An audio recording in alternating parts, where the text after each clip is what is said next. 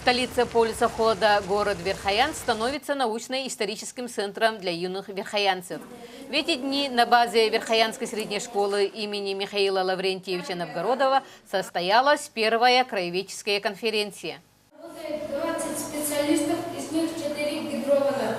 Они осуществляют наблюдение за ходом и расходом бассейна реки. Так, с анализа уровня воды на реке Яна за последние 10 лет началась конференция юных экологов и биологов, историков и краеведов. Всего за один день было заслушано 23 доклада. И все они были посвящены одной теме – историческому городу Верхоянск. И он жил здесь 7 лет.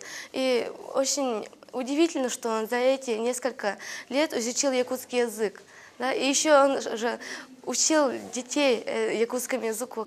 Эксперты в своих оценках учитывали не только содержание доклада, но и ораторское искусство каждого участника.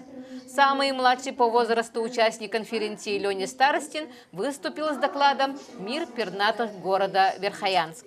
Я изучал, например, сначала я изучал чешка-свистунка, самая маленькая утка. И ее численность может очень быстро снижаться, потому что это спортивная птица. Она не как простые птицы, она как вертолет сначала взлетает наверх, а потом уже очень быстро прилетает. Новый проект педагогов Центра детско-юношеского туризма и краеведения поселка Батагай, с чего начинается Родина, удался.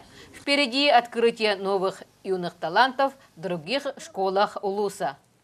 Альбина Павлова, НВК Саха, Батагай.